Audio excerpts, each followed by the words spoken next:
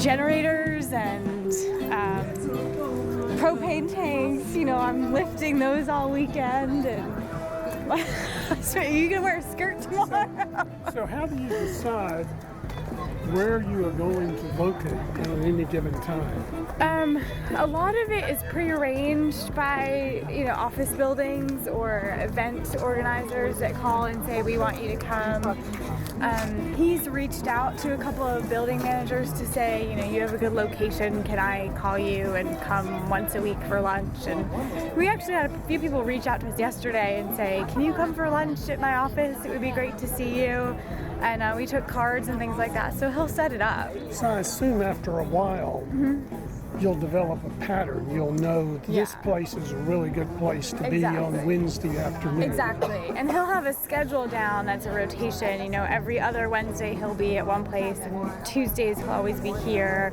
Saturday nights he'll be in front of this bar or that bar and that kind of thing. So is this a 7-day-a-week operation? It probably will be, especially for the first year or two. Yeah.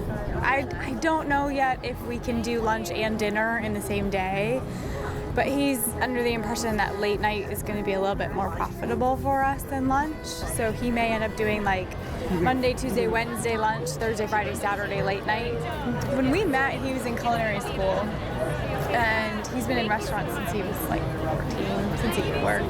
And he's always wanted his own business. And when we were living in New York, a restaurant was just out of the question. I mean, you got to have some big people backing you in order to open any kind of restaurant there. And food trucks were becoming really popular, but it even is expensive to do that in New York. And the permit waiting list was, I think, 3,000 people long or something ridiculous.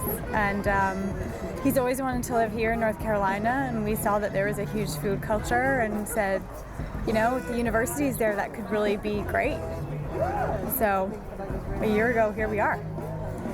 So is that your principal reason for moving here? That, and we wanted to get out of New York.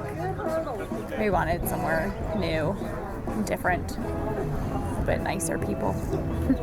Will you keep the menu the same throughout the year, or as it gets hot? He's hoping to add soups to the menu, but he's also going to incorporate local ingredients, so those will fluctuate with the season as well. So squashes in the fall, and maybe apples, something with apples and brie in the fall or stuff like that. So it's fun. I mean, that's what he likes to do. He likes to play. To what extent are you responsible for creating the menu? We actually came up with this menu together one night in our apartment in New York on the couch. It started off as a different idea for a truck, and someone said to us, well, what about a grilled cheese truck? And we thought, well, that sounds really good. Who doesn't like melted cheese, especially late night, you know? And so we just sat down and came up with some different sandwich ideas. Yeah, when I was a kid, grilled cheese and tomato soup were the combination. Yep. So you can add tomato soup? Yeah, he's hoping to do some tomato soups or some sort of like dipping sauces maybe to start with or something like that, and then soups in the colder months. Do you do any delivery?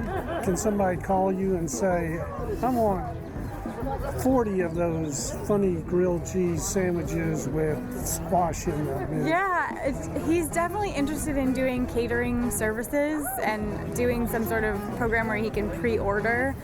That's the whole idea, is to get people interested in talking. Thank you. It's a beautiful Sunday afternoon.